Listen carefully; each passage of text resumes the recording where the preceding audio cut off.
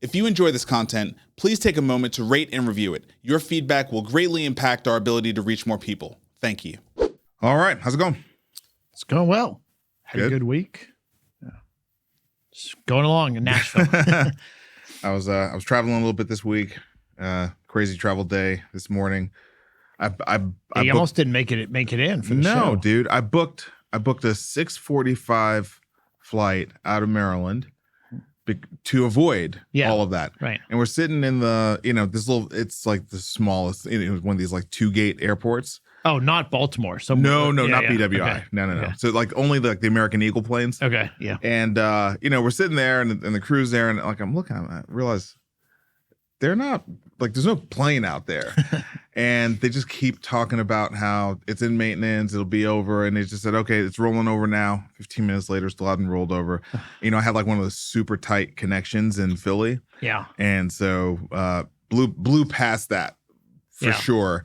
And then they rebooked me for like a 3:30 flight, which would have just screwed the whole day. Yeah. But I got on standby on 11 a.m. So I was able to get back and. Yeah, but the stress of it, like you're having to like run around and go on standby. I don't like to. I don't like it either. But I was kind of resigned to the fact that I probably might not get home until tonight. So when I got standby, I was so happy. Right. I was like, wow, this is amazing. But yeah, other than that, same. Just trying to track all this news and adjust. As the entire industry is, what our perspective is on things. Big news out of DC this week. So we'll dig into that for sure. Anything else? I mean, we don't have we're not going to talk about the whole Trump Powell thing. Yeah, we don't have a particular story just because it seems like there wasn't one story, just like a constant. I don't know. Trump is. I don't know. I mean, he's trying to figure out something to do with him, but I don't know that anything's going to happen. I mean, dude, the clip of him talking about how he's a terrible Fed chair and he was surprised that he got nominated by the Biden administration. Yeah, if Biden did it. It's just like Trump appointed him. I mean, like, how can he say he was surprised? I don't. I mean, it was such a setup for all the memes. All the memes all over social that sort of launched all week, just showing one video of him saying that and the very next video of him saying, I'm very pleased to announce Jerome Powell. It's just like, yes. I mean, and people are being very generous, kind of saying it was a slip up on age. I just think he'll say anything. Yeah. I don't think he worries about the truth or not truth. He just says whatever is convenient to say. Totally. Which is a little bit sad to say about our president, but I think is unfortunately true. But it is kind of crazy to like literally blame the appointment of the Fed chair on the last president when you appointed him. Right. Yes, that's right. That is crazy. That's a little over the top crazy. Most people would, maybe you could say I'd changed my mind and I'm disappointed in him, but blaming Biden, I mean, Biden did a lot of things that weren't great, but that wasn't one of them. Right. So, yeah. And we will spend no time talking about the Epstein files. This is not that kind of podcast. All right. With that, let's dig in.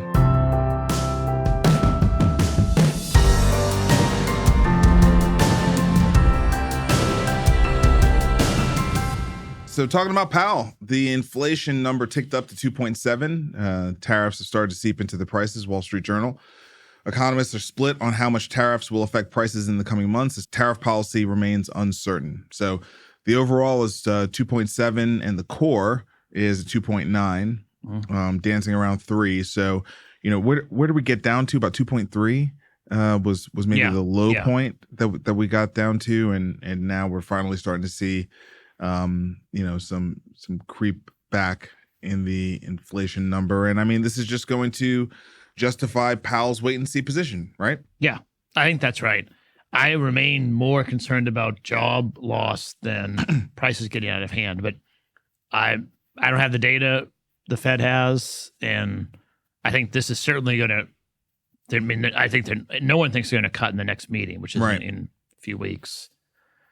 I think maybe the odds are for 2 cuts this year, but I don't know.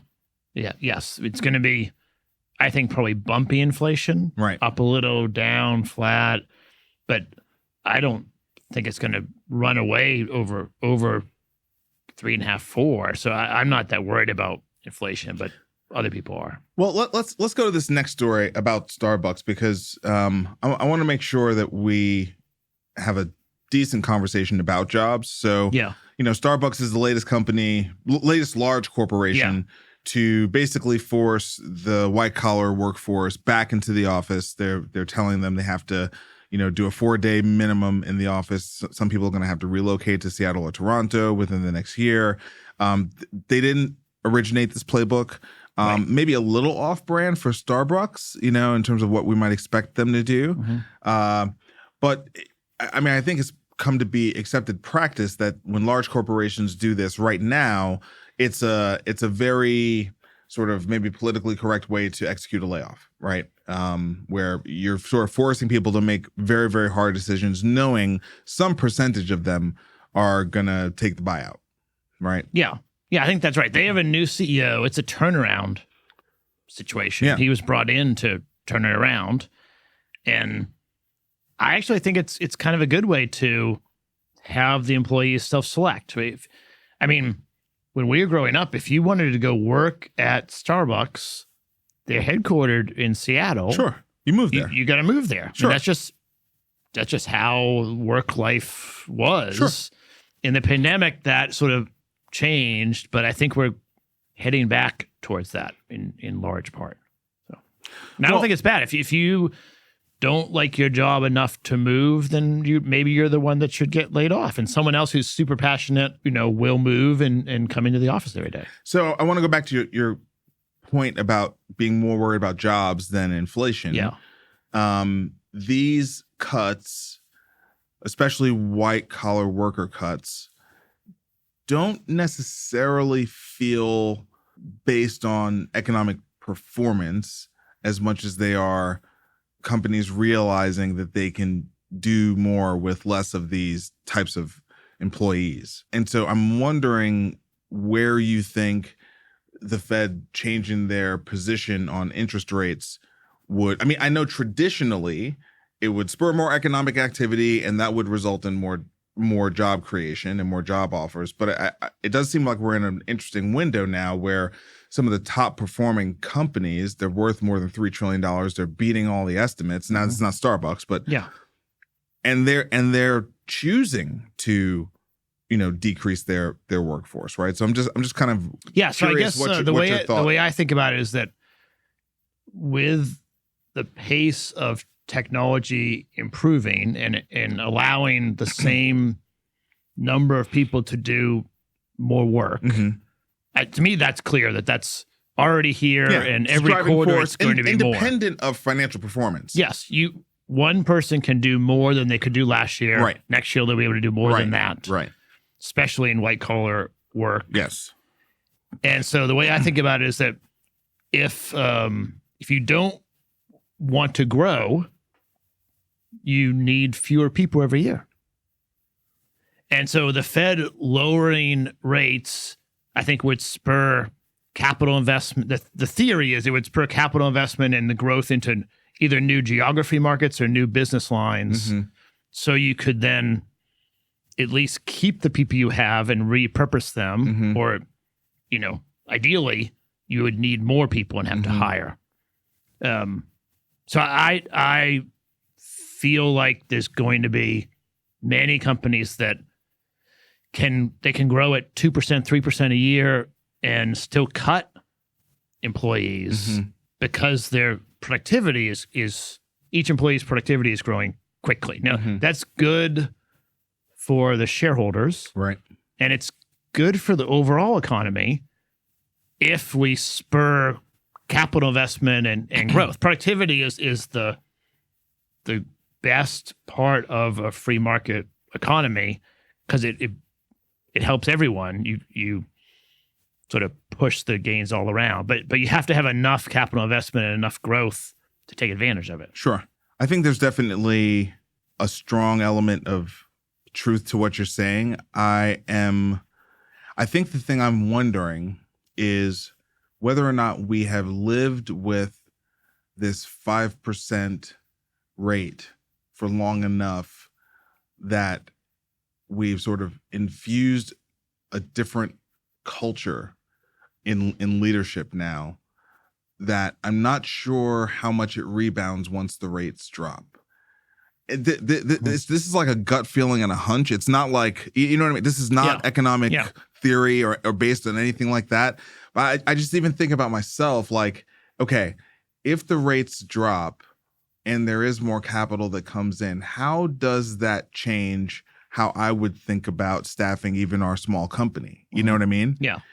And I'm not, it's unclear, right? Because like, I think I've endured so much pain through this process, and I think this is true for all these CEOs, right? We've all endured so much pain that I think for a little while we're going to be a little gun shy of like taking the candy, you know, when the rates drop. Maybe this opens up, you know, capital from the big institutions and they shift away from fixed income, you know, maybe. But I think you'd have to really move the rates down fairly significantly for that. Like, I don't know that, you know, 100 basis points get you there. You know, I think you're going to have to get probably sub 3 again before the floodgates really kind of open up. Yeah. So I agree completely that people get anchored in their current state and are slow to change. I agree with that completely.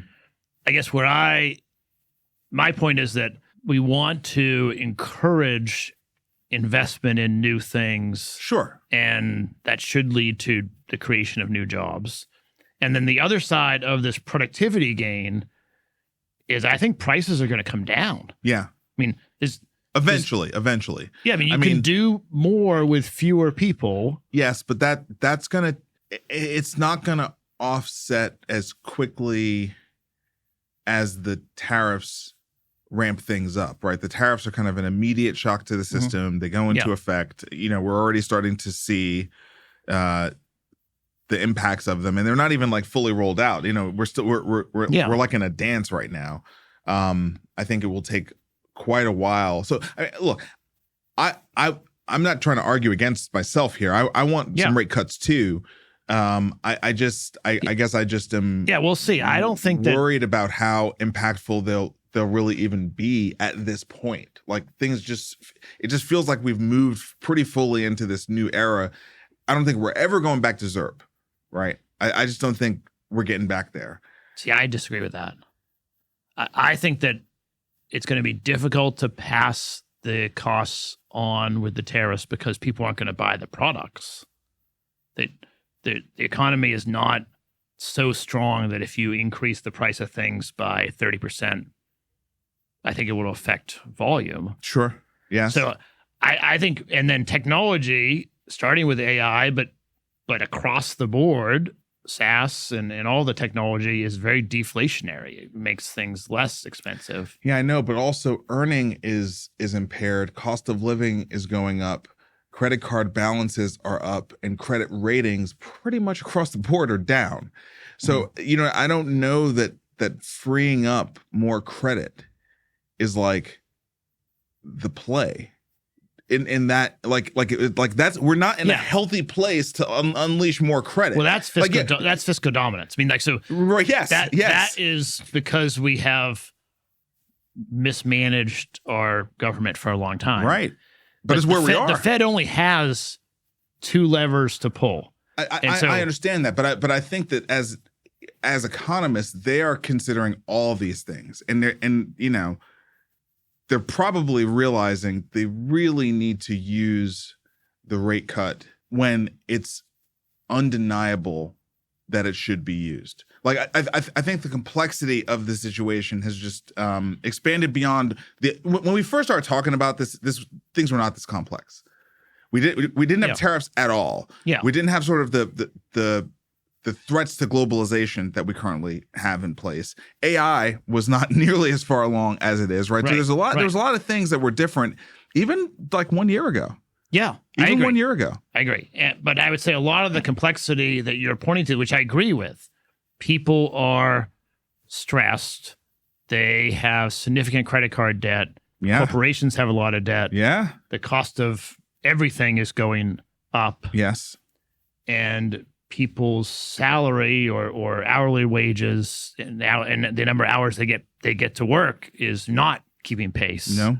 Those are all signals of a struggling economy. Yes.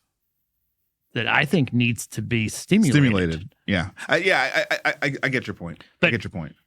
But I think you're right that the Fed's tools are not as effective as they were a long time ago. Even a year ago. Yes. I think even a year ago they were more. Yes. They were more effective. Okay. Thanks for talking through that with me. America is moving back into rare earth. MP Materials is a company that is leveraging the momentum from Pentagon investments in a deal with Apple. They are mining in California. They are refining in Texas. And it's progress, but it's a long, long road to really make a dent in the dominance that China has in this space and their positions sort of, across continents where rare earth is probably a little bit more plentiful, and also environmental protections are a little less plentiful, right? Yeah, I think that's right. I mean, I think it's a great thing that we are starting to build a capacity in this. I agree it's not going to be enough, but having one refining center and one mine is better than none. Right.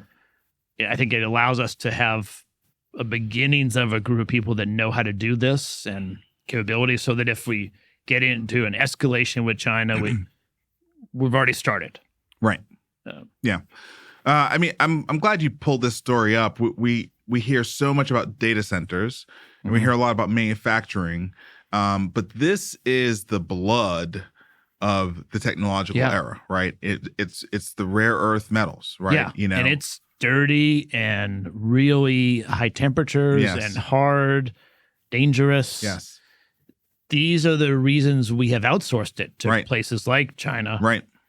And I think it makes it difficult to do in the United States, but I think also worth doing at least at some scale, small scale. So there's a little chart here on this Wall Street Journal story. China's share in the global rare earth supply chain. In mining, they have 60% dominance. In refining, they have 91% dominance. And in magnet making, they have 94% dominance. Yeah. I mean, that is just crazy control. Yeah. Yes. So, like it's such a fundamental layer of the value chain. And it's our fault for not maintaining, at least what we are building now. Like, you need at least a few people that know how to do this in the U.S. so that we have American citizens that know it. Yeah. I mean, so we have obviously a long, long, long way to go, but this is it's a good story to mark the progress, but also look at the scoreboard, right? Yeah. And see just how far behind we are, right? All right, moving into VC. M7 Health nabs $10 million to modernize nurse staffing and scheduling. Seems like last week we were talking about Simpler acquiring AMN's they healthcare. Exactly. Scheduling system. Business. Yeah. This is a big problem. So I think it's great to see an independent company get funded to compete with that. And hopefully there'll be 2 or 3 more. But the scheduling process for nurses is terrible. I mean, it was cutting edge in like 1979. They're still using spreadsheets and a lot of times by paper. And so this is a better way. One of the founders is a nurse. So she brings experience and knows how to sort of bring it out. Yeah. I mean, their positioning is that the businesses, by nurses, for nurses, has nurse DNA in its core. 25% of the employees are nurses. That does make an absolute difference. No question about it. I mean, gosh, I just had dinner with my care managers for my parents, and they're both nurses. And I mean, just, both like amazing people, but also super knowledgeable, right? You know what I mean? Like in depth in the weeds about how healthcare actually works. Right. And that matters to how you design the software and the workflow completely. And everything. All the little nuances and the context that you need to understand to make these software systems functioning in this very dysfunctional industry, right? You know what I mean? Having that experience base in your employees is fantastic. You need particular certifications on the floor at the same time, and you can't have a deficiency there. So the scheduling is more complex than you would think from the outside, but I think it is solvable with software. So $10 million Series A led by Threshold Ventures and other investors are notable. First round capital and 25M Health. Yeah. So good group. Okay, moving on. OpenEvidence raises $210 million, unveils AI agents built for advanced medical research. This is Fierce Healthcare. OpenEvidence is kind of the big LLM with evidence-based knowledge that supports clinicians, and $210 million is a pretty sizable investment round for health AI. You know, we see a lot of big rounds, but 210 that's up there. Yeah. For a Series B round. Google Ventures and Kleiner Perkins co-led the Series B, so that's about as blue chip as you're going to get.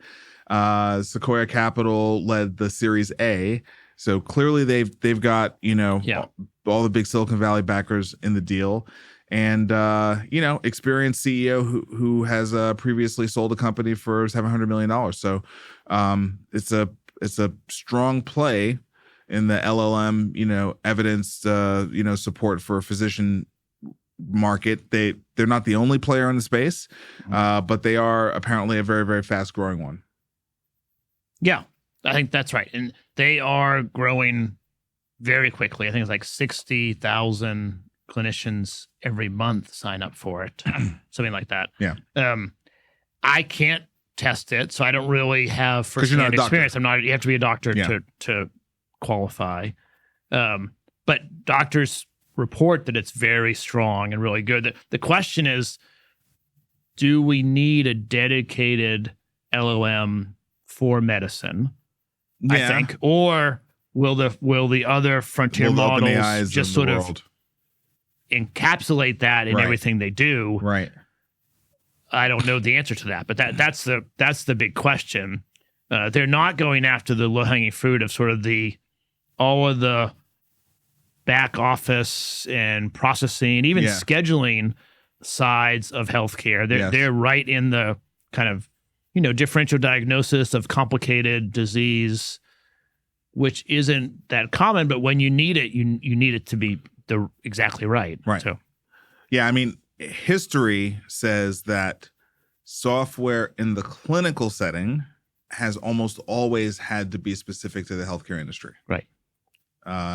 On the enterprise side, not so much. Microsoft and Oracle have making a case for just deploying their standard enterprise SaaS in those settings. But in the clinical setting, almost always you have to be a healthcare specific software company. Yeah. So that's kind of the that's the thing. And chief medical officers are often critical to the buying of these types of solutions. Yes. Right. And so even more reason why an OpenEvidence has a good shot at beating out one of the more standard industry agnostic LLM players. And I think there's a reason they are not allowing non-MDs in. Yeah. Right? They're sort of building this tool for docs. Yes. And there's like a walled garden aspect to it. Yep. Fellow Health, $24 million Series B raised for expanding male reproductive test offerings. So this is basically for an at-home semen analysis that you can mail in and then get all your, feedback on where you stand from a reproductive health perspective. 24 million says they must have some good traction. 5AM Ventures and Forest Road Company. 5AM I know, Forest Road I don't know. But that's it's pretty good capital in. It's a good market niche, I think. I think it's a hassle to go into the doctor and go through the whole look at the magazines and make a deposit there as opposed to doing it at home. Yeah. So, I don't know. I think it's probably good. All right. Here we go. Policy time. Policy. Yes. We have a lot to talk about on the policy side. Big news out of CMS this week. Calendar year 2026 hospital outpatient prospective payment system and ambulatory surgical center proposed rule. And basically the long-awaited, much speculated site neutral payment rule is here. Yes. So and it's crazy how they did not mince words at all. You know, the semi headlines throughout this press release. Expanding the method to control unnecessary increases in the volume of outpatient services. Okay. Updates to ops and ASC payment rates. Okay. Boom. Eliminating the inpatient only list. Right. Like eliminating it. Yeah. I mean, people have been speculating since Trump got elected. Would he return to this? In what way? How would he approach it? And you're right. It's very straightforward. They're going to eliminate it over a 3-year period.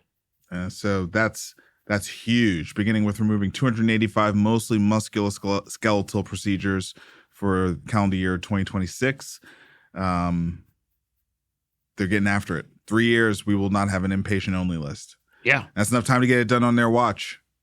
You know, that's right. It's hard to turn it around once it's done. Right. Once it's out of the barn, I mean, it's whoever the next head of the CMS, next president is, you already will have that going on. Yeah. Complement to that, ASC covered procedures list basically expands. So, eliminate the inpatient only list, expand the ASC covered list. And then a little bit further down, there were some interesting things that we noted as VCs. So there's a section here on software as a service. They aren't being prescriptive yet. They're soliciting comments, but they're pretty clear that they want to analyze the upside of physician offices and outpatient settings, leveraging SaaS technologies, recognizing a lot of times, maybe they're not as robust as hospitals are in inpatient settings with their use of SaaS technology. Right. And they recognize that we're going to move a lot of the volume out of the inpatient setting into the outpatient setting. They need to be robust in their leveraging of technology. And so they're kind of talking about different payment policies, right, that might be put in place to support leveraging SaaS technology in those outpatient and physician office settings. That's a great signal for us, right? Because as a VC, I think we are looking at all of the different challenges that hospitals are facing, right? The week of July 4th, we learned that hospitals are going to be facing huge issues on reimbursement. Now we're seeing they're going to be facing huge issues on, the captive audience they had with their inpatient only list. Yeah, I mean, if physicians get to choose, what'll happen is physician will get to choose due to medical necessity, the patient's needs, and what's best for the physician and the patient, where they want to do a surgical procedure. And I think not for everything, but for many things, they'll choose somewhere outside. Cost and quality will be, yes. Right. So expanding the incentives, meaning payment policies, for outpatient settings and physician office settings to use SaaS kind of offsets the loss of market that we are getting in the hospital space, because the hospitals are going to be so, just flailing around, having to deal with all these different challenges at one time. They're not going to be a very easy audience to sell into. For our portfolio companies. Yes, it's going to be very, very difficult for us to sell into. Yeah. That's just the bottom line. I think that's right. I think it's also, it's just true that we have subsidized the electronic medical records in the inpatient setting since 2008 or whatever. So I think it's time to look at that. Yeah.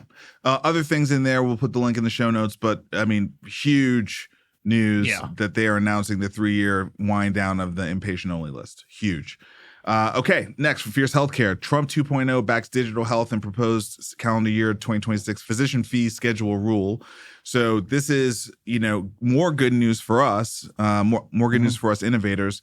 And I said it before we hit record, but I will say it for the listeners, reading this article in particular, I struggle with what stopped the Democrats from doing this very thing. So let's just kind of go through the list of things here. They put out a request for information on what should CMS be doing for the prevention and management of chronic disease. And they really are signaling that they're looking for kind of digital software ideas, Right. Which is related to the software as a service, but Right. more on the chronic disease management. And they don't promise to react to anything, but calling for information, I think, is good. There's no way that's going to not be good, that they can get some information. Yeah. That's right. That's right. Next up, telehealth. So seems like they got some stuff done that we've been waiting to get done in telehealth for a while. Yeah, they made a couple things permanent, right? And they've sort of made it easier, less kind of regulatory barriers. We had to getting things approved. So yeah, it's sort of normalizing and making permanent a lot of the telehealth parts that were put in place in the pandemic time. Permanently removing frequency limitations on certain subsequent nursing home and inpatient hospital telehealth visits. So that's obviously great. And continuing to cover telehealth services for FQHCs and rural health clinics under the existing payment policy. That's great. It just seems like, I think you're right. It makes sense. Everyone will be happy with it. Sure. Of course. There's no reason not to do that. Of course. So this is a big one you pointed out. Medicare Diabetes Prevention Program is now able to be done over telehealth and doesn't have to be done in person. That's a pretty big deal. Yeah. So DPP, Diabetes Prevention Program, one, it actually has been shown, I think, in a lot of studies to help pre-diabetic patients forestall or even not get into full-on diabetes. And it's reimbursed, but only if you meet with them in person. And we don't have enough clinicians. We don't have enough capacity. So shifting it to virtual in today's day and age, when we're all on Zoom and people are listening to this audio or video, everyone is used to virtual. So I think it'll be very effective and it'll get to more people. New codes for remote patient monitoring. Yeah, also incredibly positive. Remote patient monitoring codes have been a challenge to get 15 days out of 30 out of every month. You have to get 15 days of measurements, so blood pressure or weight or whatever one of the measurements. And you would think that would be easy, but getting half the days, there's a lot of times when, we invested in several that you might get 13 days, you might get 12 days, and it was all or nothing. You just didn't get paid for that patient that month. And so they've made a second tier now, which is low reimbursement, but between 2 and 15 days. So if you don't hit that threshold, but you get some, you get paid for that, which I think makes a lot of sense. There's no reason to have it all or nothing. Yeah. So, this is a great one because we kind of started this show with some deep coverage of digital therapeutics, and CMS is expressing support for digital therapeutics, digital mental health technologies, generally speaking, proposing to expand payments for ADHD. So that's obviously positive, just showing a desire to, support digital therapeutics in the mental health space. I think that's where a lot of the digital therapeutics are today. That's right. Yeah. And so that's another great thing. Yeah. And then they specifically call out that it's been not great uptake because maybe it's not fitting with the direct to consumer model. So again, they're looking for information about how to make this more friendly to how people get care. Right. Yeah. So, hard to find a lot of fault in those, Yeah. It seems like they're increasing reimbursement broadly. Yeah. And making it kind of easier for people to get care where they are. Yeah. Here's another really positive policy story coming out of CMS.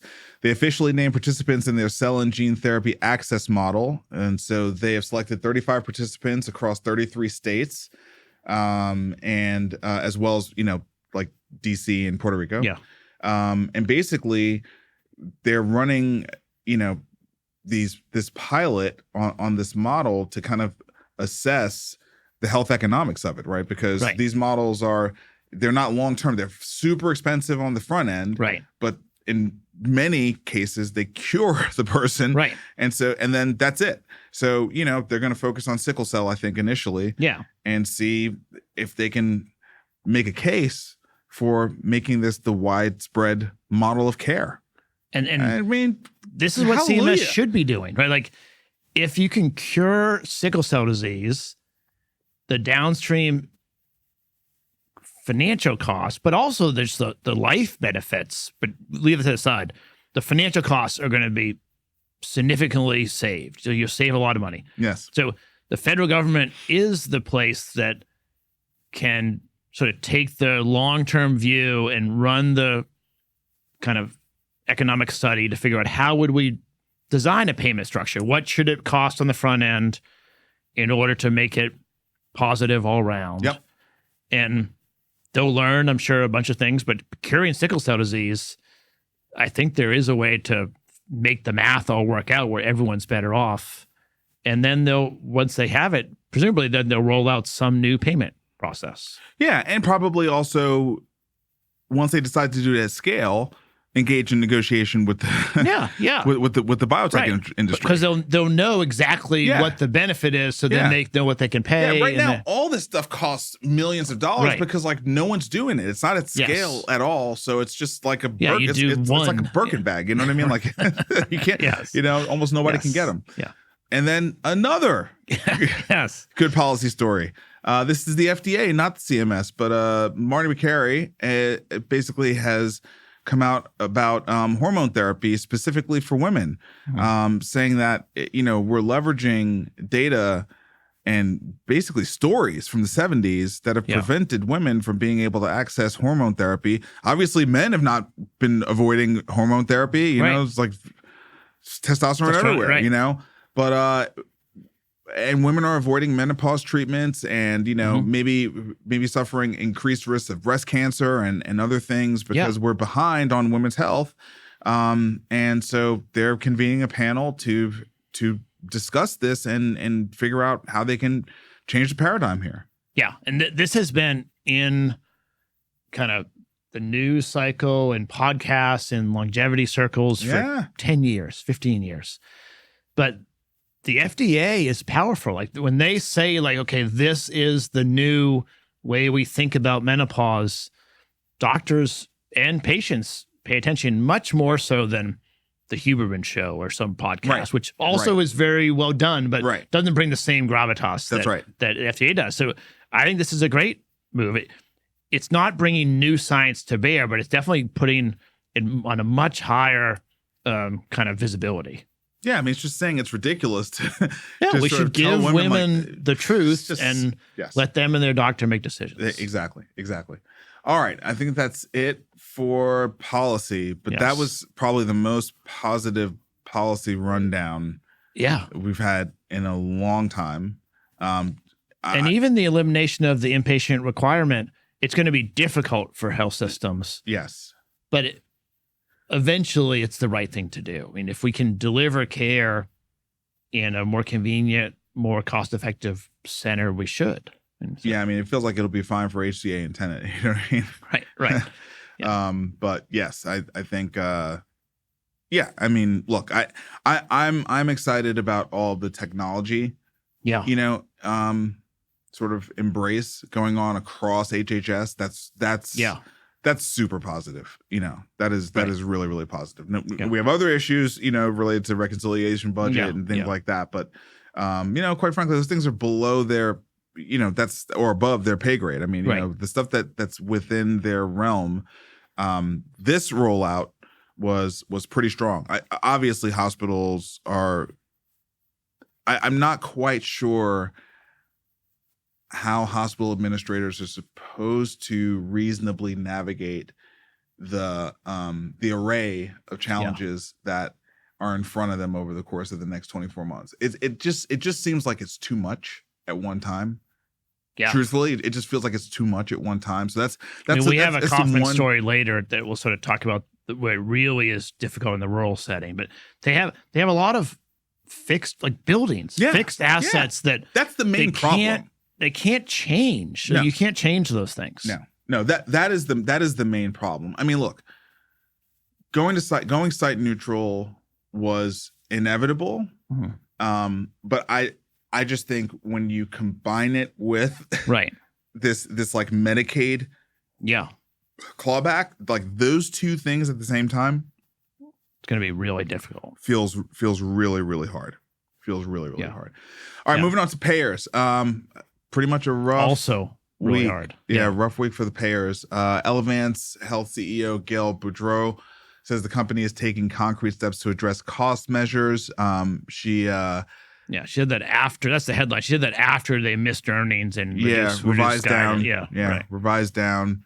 And I mean, ACA and Medicaid, right? I mean, these are both going to be really, really tough things, and the market is going to have to adjust the whole sector. It seems like the next story we're going to talk about covers it more broadly, but it feels like it's a sector downgrade. As we reprice in the effects of the reconciliation bill.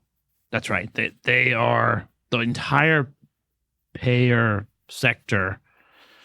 Maybe with the exception of Cigna, I think the employer market is probably less exposed. Yeah, for sure, for sure. But all the government, which is 2/3 of the business of the industry, is really under significant pressure, financial pressure.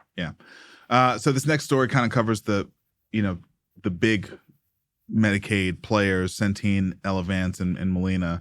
It leaves alone United because they have sort of their own challenges that they're dealing with.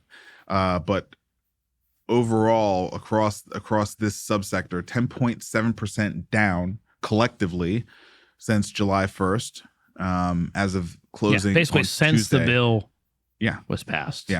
Since July 1st, but that's only 2 weeks. And then this was crazy. I mean, Centene is like the leader in the space, right? And we covered last week how that 10% haircut is going to affect their roles, right? So they're down 10% because they're going to get a 10% haircut, right? I mean, that's about the right the right cut. Centene ripped up its financial guidance after it was blindsided. On Monday, S&P Global Ratings said it is considering downgrading the company's credit to junk status as a consequence. I mean, holy cow. Now it's a consequence of them ripping up their financial guidance as a consequence of the reconciliation bill, which it's is going to cut sort of their interrelated. Which is going to cut their base by 10%. So, again, these overnight. It's hard to blame management that much for this, but at the same time, if they haven't done it yet, but if they get knocked down to junk status, it's really impairing, and they're not going to be able to raise money as easily or at all.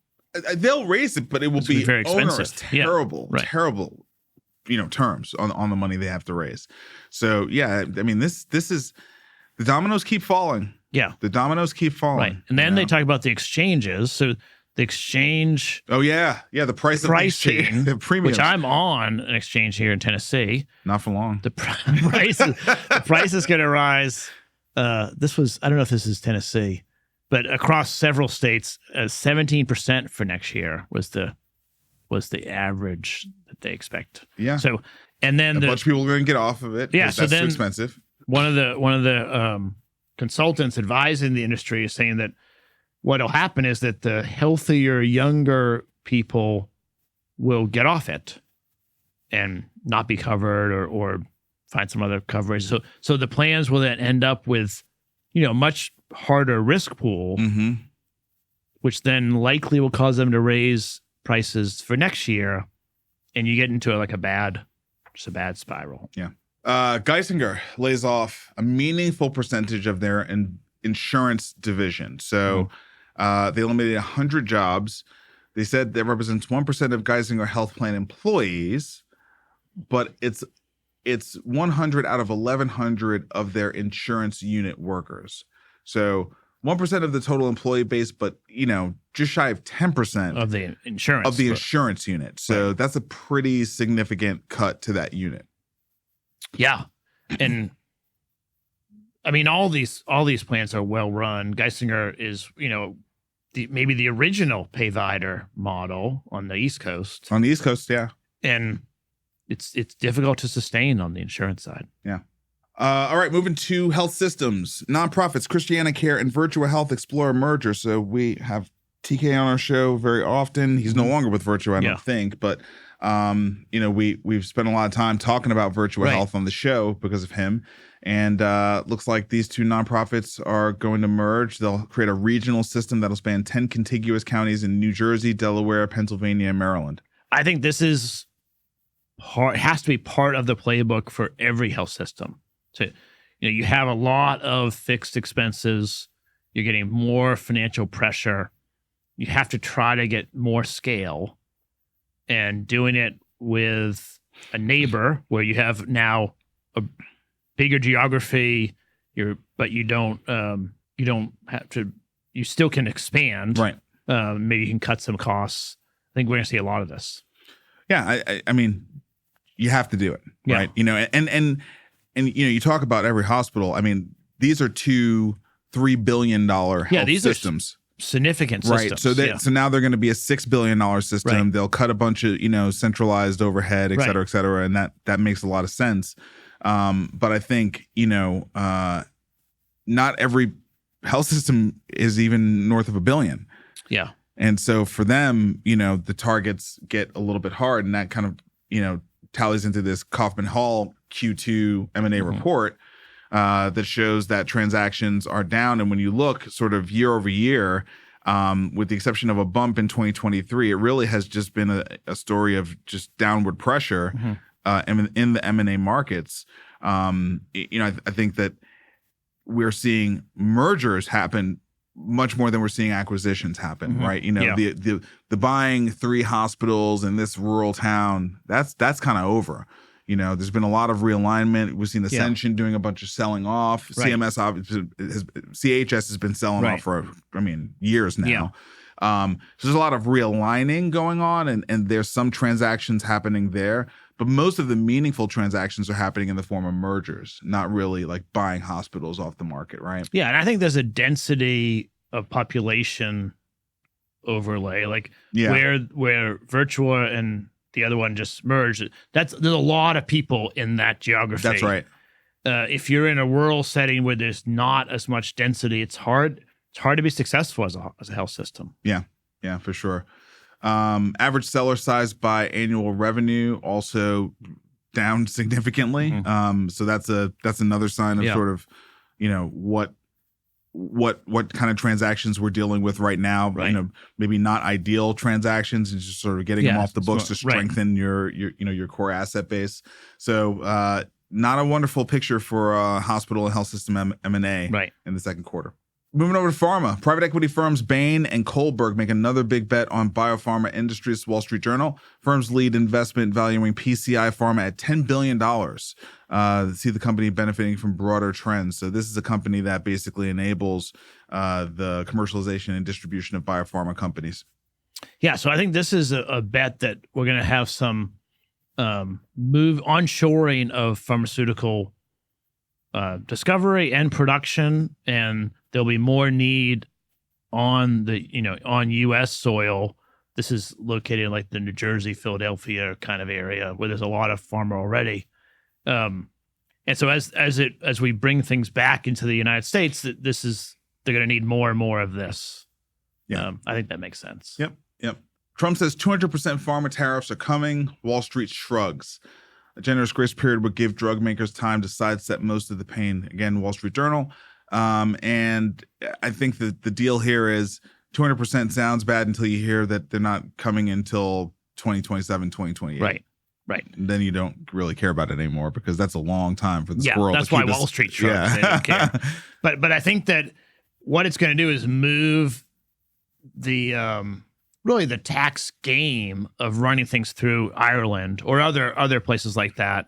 It's going to end that. Yeah. And a year to 2 years is I think was a negotiated settlement to give them enough time to move things to reposition back, which will be good for America. It'll increase, and they've already been making the investments and things like that. So it's a signal, right? It's a signal of where it's going to go. I think the Trump administration didn't need or want to be very aggressive with pharma because A, pharma is the only sector inside of healthcare that's performing well in the market, and B, they were pretty aggressive and proactive in making those capital investments into onshoring, Lilly and Johnson and Johnson, early on. So I think, they've demonstrated that they're moving in the direction the Trump administration wants. That's right.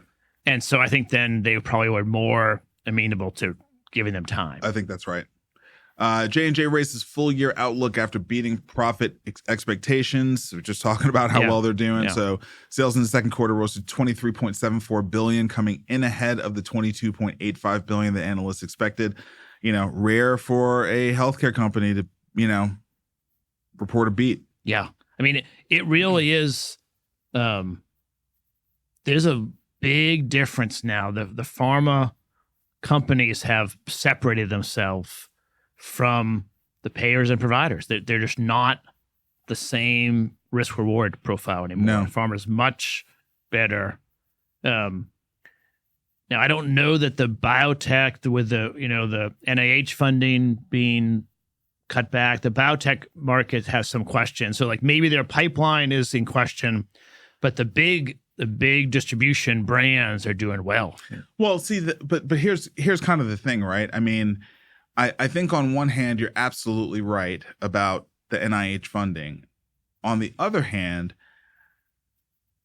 I think about how the Trump administration is very big on right to try. I think about this cell and gene therapy pilot they're running. Yeah. I think about the F.D.A. Like, if they make the path to commercialization much easier, private capital will come in. Yeah. You know what I mean? Private capital will come in and backfill some of that NIH development capital for sure. One of the big problems has been like the path to commercialization for these therapies has been very, very difficult. Right. Yeah, and I think partially they're going to cut back on the spending, but also partially they're going to just reallocate where they're doing research into different areas. Sure. And J&J and Lilly and Novo, it might affect them in 10 years, but they have a lot of drugs now. And, if you're a healthcare investor running a hedge fund or a mutual fund or whatever, you want to be in these pharmaceutical names and not in the payers and providers. And let me say something else. There's too many valuable assets sitting on shelves in universities collecting dust when their tech transfer departments could be licensing them and generating revenue for these institutions. Yes. Like, for real. Like, I think there is not right away, but I think there is a better business model for the viability of these research institutions down the road that is tied to the results of their high quality assets being commercialized. Like today, there's just not enough ROI coming out of those assets, in the market. It's not. I would love, as you know, I've tried 3 different times to work on tech transfer stuff. It never has worked out. No. So anyway, I just want to point out there's that a lot of assets there's there. a lot of assets there, and there should be better incentives for the universities to actually move those assets into commercialization, models. All right. So Health and Us, story from the New York Times. I found this to be a pretty interesting story. So glad that, we agreed to talk about it. It's a story about meth versus fentanyl, right? So, we talk a lot about opioids, talk a lot about fentanyl. Actually, deaths from fentanyl have been decreasing. Yeah. Because there are, enough pharmaceutical interventions you can do to offset. Yeah, Suboxone or one of those. Yeah. There are things help you can do. With the withdrawal symptoms and help you with. So I didn't realize this before reading this article, but meth does not have. Meth doesn't have it. Yeah, so you have to go through that withdrawal suffering. Yeah, which is really, really hard. Really hard, right? And so this article talks about how a model is sort of emerging that actually has been used in the VA for about 15 years now. They basically call it contingency management, but it's basically pay to perform. You know what I mean? Like if you stay off of meth for a week, you walk into this clinic, and they will pay you with some reward. So it's a reward-based system, and it's continual over the course of 3 to 6 months, which is, I guess, generally long enough for you to kick the addiction. Yeah.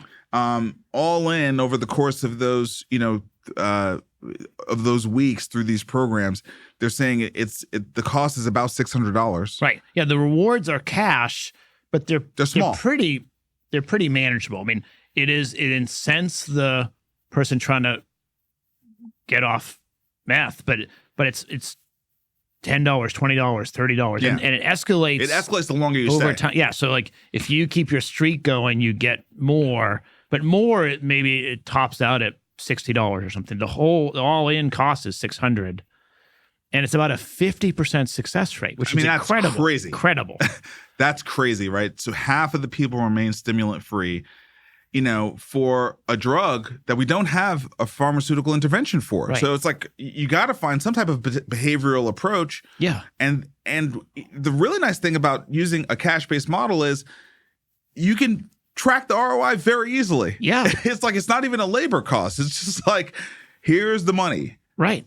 And it works. And as I forget if we'd mentioned it here or before, but the VA really has led the way in this, and it's pretty established. This is not a new thing. It's great that the New York Times is talking about it, and I wanted to talk about it because, as healthcare providers, we should know about this. Yeah. And but the VA has been doing it. Over 8,000 veterans have been treated with CM treatment since 2011. It's awesome. It's great. Yeah. This was one of the programs that the Biden administration increased specifically during the last year of his term. The question in this story, right, is does this align with the ideology of MAGA and MAHA, right? And that's the question that is going to have to be worked through. I mean, I think it's difficult to be healthy if you're on methamphetamine. So getting people that have a drug problem off and into treatment, I think that should, whether it is going to be part of it or not is a political question, but I think it should be part of it. Yeah. I mean, this would be one of those things to track. It would be very sad to see a program with this kind of success rate not be continued for political reasons. Yeah. Biden did it. We're not doing it, right? I mean, that would suck. Yeah. So one for us to pay attention to, but great story. If you're interested in learning more, got the link in the show notes. Okay, going to Web3. We got a couple stories this week. This is CNBC Crypto World. Headline is Crypto Rises on Renewed Optimism. House will pass key stablecoin legislation this week. For anyone who has been tracking, Bitcoin has had a crusher of a week, hitting all-time high north of $123,000. ETH performed incredibly well this week. And, we've been talking about Web3 ever since the Genius Act passed through the Senate, because we told y'all, like, this was going to be, this is the starter pistol for this being real. The house is the easier side. Yeah, exactly. And, Bitcoin all-time highs are a good indication of that. But there will be implications for healthcare, y'all. Just stay tuned and track this, and remember where you heard it. There will be implications for healthcare here. Yeah. No, there's no question.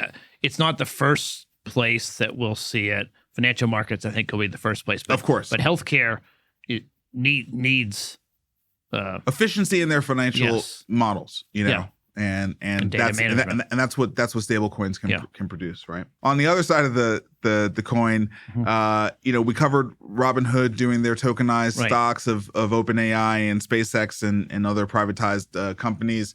And of course, you release these tokens and they're not like pegged, right? They're not pegged. So they go on the market and you start having all sorts of arbitrage, and market players start to, play their digital games, and bots and things like that. And yes, these tokens start to deviate from the actual stock price, right? So I don't know why they did the digital tokens for like real stocks. I mean, I know why. It's because you can fractionalize them. You can. Oh, you don't know why Robinhood did? Yeah, it would have just been much safer to just focus on the private companies, because like those are mark to market privately. There's no scoreboard for you to track against. Yeah, but there's not enough volume. You can't make money there. Yeah, but that's why I think it was a big enough risk. I mean, doing it on the true public markets and then having the price, delta be north of 300% that's pretty problematic. Yeah, then that's what the story is about. Like, they are offering these stocks, so you can buy Apple, you can buy Amazon. It's in Europe. It's not in the U.S. yet. Yep. And unaware consumers might go on Robinhood and think that it is the exact same as buying the actual stock, but it's not. It's trading separately. So it doesn't have to be the same price. In fact, often it won't be the same price. Yep. 300% is unusually high. Yes. But yes, there are people gaming this for their own account and trying to push a price up and then dumping, and it's trading 24/7. So they can do things after hours based on some news that isn't actually going to move the market when it opens the next day, but it seems like maybe it will. I think this will get worked out over time, but it is a buyer beware thing. Yeah, it's definitely going to get worked out over time. I don't think there's any question about that. This is what happens when you innovate. Yeah. Someone exploits, and then you work through managing the exploits, right? So this will eventually work its way into a market structure policy that we'll be able to build on in America. But for now, I think just because we did talk about the Robinhood thing as a good thing, we need to sort of show some of the bad things. I think that's part of the important thing for us to cover. Like, I'm naturally inclined to like the innovation, but we also need to point out the cautionary tales too. And crypto's got plenty of cautionary, for sure. Okay, so moving into AI now. Two Trump stories back to back. The first one is, I think, a pretty big success for Pittsburgh. Trump has managed to galvanize a lot of investment in creating an AI hub in Pennsylvania. I think as we added it up when we were counting, it's like around $80 billion. Google's putting $25 billion in. Blackstone's putting $25 billion in. CoreWeave is putting $6 billion in. Amazon's putting $20 billion in. So it's pretty impressive. And Pittsburgh's an awesome region. And but look, has been diminished as the core industry of steel, was diminished, but a fantastic city, and this is pretty exciting. Yeah, this is the first time. I mean, previous to this, it's been sort of the great areas of our country are getting more jobs, like adding jobs in Dallas or LA or San Francisco or New York is exciting, but Pittsburgh really needs a shot in the arm since the we don't make as much steel as we used to make. We don't make all the manufacturing is not as much. And yet they have all the energy resources. They have Carnegie Mellon there. They have great resources specifically for AI. Yep. And to Trump's credit, I didn't even see that. And he's been able to, as you say, galvanize $80 billion to reinvigorate it. It's exciting. Well, hopefully it will turn into jobs, but it's great investment. Yep, agreed. And then another really important story is that Jensen Huang met with Trump and has convinced him to allow NVIDIA to continue to sell their H20 chip to China. Probably didn't hurt that, NVIDIA is the most valuable company in the world, $4 trillion, and makes up a significant percentage of the S&P 500. But also, Jensen, I think, has convinced Trump that, look, the only way we stay ahead is by being open for business, right? This space is getting incredibly competitive, and isolating China is only going to make them resourceful. We just talked about their lead in rare metals, and rare earth, right? Yeah, and we have another story later. They're just going to build an NVIDIA that's better. That's what's going to happen, right? Yeah, I think it's even harder than that. If we limit their compute power, they have a lot of of electricity. Yes. So they have already built a lot of nuclear capacity. Yes. They have more electricity than we have. So Yes. if we constrain their chip capacity, their compute power, they're going to have many, many less powerful chips. And I think what I've seen, at least, is that drives software innovation. Yes. It drives really smart people to figure out, okay, what can I do with 300 average chips as opposed to 2 Blackwell chips? Yeah. And they figure out things. They're already ahead on that one. Yes. So I think you're right. It's the American way to have an open, free, let's compete head to head. And hopefully our citizens are innovative and smart and can outcompete China, limiting their access to chips. I mean, we're not giving them the Blackwell and like the really big chips. This is the H20. H20, yeah. I don't know. I was in favor of stopping selling, but now that I've seen the innovations coming out of China with the lack of chips, I don't think we're actually holding them back. No, we're not holding them back at all. Yeah, that's right. We're going to close out the show talking about that a little bit. Let's keep moving. Billing platform Inbox Health launches AI assistant to answer patient questions. So this is just kind of a no-brainer implementation of AI into a very challenging aspect of the healthcare system, billing, answering patient questions in multiple languages, right? And just doing it way better than humans could ever do it. Yes. The complexity. I mean, we're in the industry and I still have trouble understanding the EOB and the bills and reconciling it all. And it's almost perfect for AI because it's a huge volume of data that will naturally be consumed and ingested and then able to be explained as many times as you want to talk about it. And this is a great group to bring it because they want you to pay. And so explaining it and having AI walk you through it, I think it's a good use case. Yeah. So just want to give a shout out to Inbox Health because we're going to talk about much bigger AI players, but this is a good solution in our industry. All right. I think the big story of the week, from my view, is this one. Google is said to pay $2.4 billion for Windsurf assets. They should have put assets in quotation marks because it's really the talent. Yeah. $2.4 billion. They didn't take the IP. They didn't take the technology. They didn't take the technology. They didn't take the majority of the employees. They took the co-founders. Yeah. And their top folks. The top artificial intelligence, machine learning experts. Yeah. And that was it. Crazy. And all of this, by the way, is simply to avoid antitrust. Yeah. So this is the new loophole, the new hack.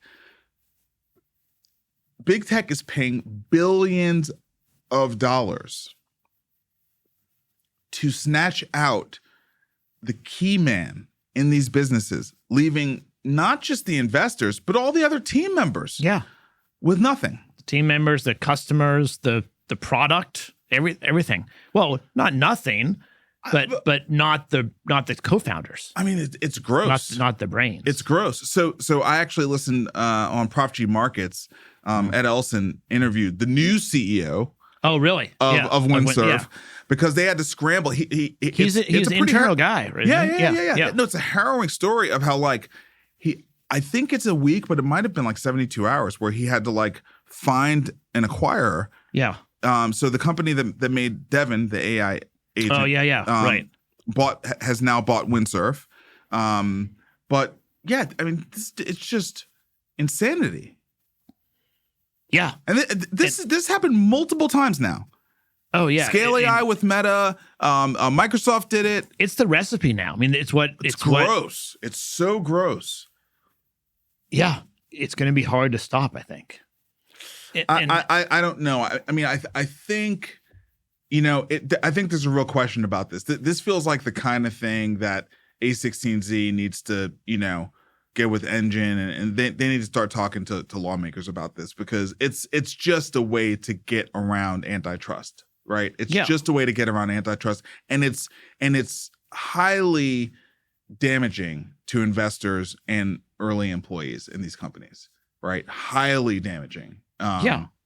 So I think there's. I mean, like policy needs to the regulators need to step in at this point. It's better. This is getting crazy. It's better for everyone, I think, to let Alphabet buy all of the Windsurf. company. Yeah.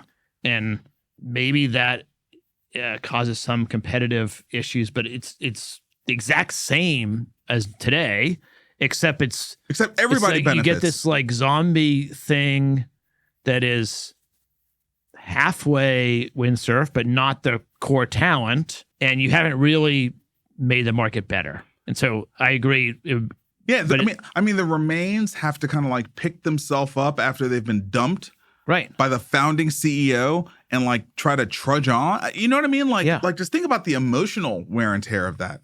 Yeah, that's brutal, man. Yeah. And it was one thing when it happened one time. Microsoft bought Suleiman from that company. I was like, okay, I mean, you know, it's Suleiman. So you kind of get that one. But then like the Scale AI one with Wang, and now this one, it's like, okay, this is, somebody needs to, like David Sachs, somebody who's close to Trump, you guys need to start talking about this. This is not good. Yeah. Not good. All right. Meta acquires voice AI startup Play AI because they're small. Yeah, right. This is Meta's continued acquisition of talent. This is an acqui-hire for sure. But this is them doubling down on voice and not just ingesting and listening and responding with voice, but being able to synthetically create voices for many you know, AI characters that they're looking to roll out. Yeah, that's right. I mean, the voice interface where you talk to the AI character and it talks back is going to be the way that we interact. That's where it's going. There's no question that's where it's going. So it's just a question of how fast can we make it seamless and really good. Right. And yeah, Meta buying this is really smart. Microsoft's Copilot Vision AI can now scan everything on your screens. This was rolled out to some Windows insiders, but this is Microsoft catching up with Gemini here. Right. Yeah, Gemini had this previously, but I think it's good. I mean, it is, you know, giving more context to the AI so it can help you in wherever you're looking at on your screen. All right, final story, Vic. Moonshot AI's Kimi K2 outperforms GPT-4 in key benchmarks, and it's free. So it seems like DeepSeek, the sequel. That's right. In terms of an out of nowhere Chinese open source model that is blowing away all of the American frontier models. Yeah, that's right. It is, I mean, just at the highest level, it is higher quality than, higher or equal to the latest one. So O3 or Claude 4, Gemini 2.5. But it is, if you use their servers, it's 1/5 the price. So 80% less expensive to hit their APIs. And if you want to host it yourself, you download it from GitHub and it's completely free. Now you have to have the technical capabilities to do that. Right. And they have, I mean, going back to the limitation on chips, that they have had to innovate on two different fronts differently than DeepSeek. So we haven't seen China combine their innovations yet. They created a 1 trillion parameter model, which is the most parameters I've ever seen. Yeah. But then they have, but if you get a big parameter model, it's very expensive to run and slow to run, or there's a combination of slow or expensive. And so they then innovated with this MOE. It's like a group of experts. So as you ask a prompt, say you're asking a software question, it pulls in 8 experts of 32 total and only uses, I think, 24 billion parameters tied to those experts. And so they have 1 trillion parameters, but they, like in real time, are only using the ones that are applicable to your question. So they get really good performance, and it's very cheap. And then so that was the first innovation. I haven't seen that. I mean, people talk about this sort of team of experts, but I haven't seen it delivered at any scale like that. Right. Grok has it, kind of, but Grok Heavy just gives the user, I think it's 7 full grok models integrated together, which is why it's $300 a month. Right.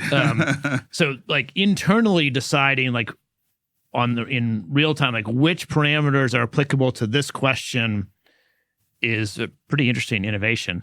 And then it's over my head, but they did a training innovation called the Munion Clip, I guess. And it's a way to make the training process much more efficient.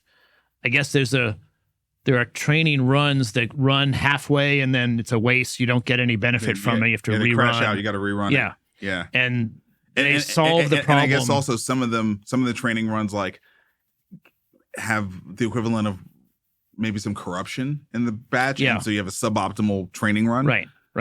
Yeah. So there's a lot of money and time and effort put into trying to get the training run to run kind of smoothly. Yeah. And they solve that problem in a way that's way over my head, but in a way that lots of American experts are excited about and going to implement here. The nice thing is it's completely open source, open weights, open parameters, open code. It's all on GitHub. So, American companies and European companies and everyone will be using this. And I think it's healthy. It's going to push American companies, but that's probably good. Yeah, so it feels like every 6 months we're going to get a Chinese surprise on the AI model front, just to sort of remind us that like all this money we're investing is, we're not in a vacuum. Yeah. And there will be alternatives. And it's like, okay, for national security, maybe like you can't run, Kimi K2 or DeepSeek inside of Palantir. But, like if you're running your own little startup and I mean, we're running a venture firm. If we download their model to our servers and we use it for our purposes, it's free, basically. Doesn't matter where the code came from. No. And I think it's also really interesting that the communist country is opening everything. Is doing everything open source. Yeah. And America, the free market, is not. And I haven't fully processed that, but there's something with that. Yeah. It's an analysis for another show. Yeah, that's right. For another show. That's right. Good one. And I think we are back in the studio next Thursday, right? Yeah. You here? Yeah, I'm here. Okay, I think I'm here as well. All right, man. Thanks for putting this together. I'll see you next week.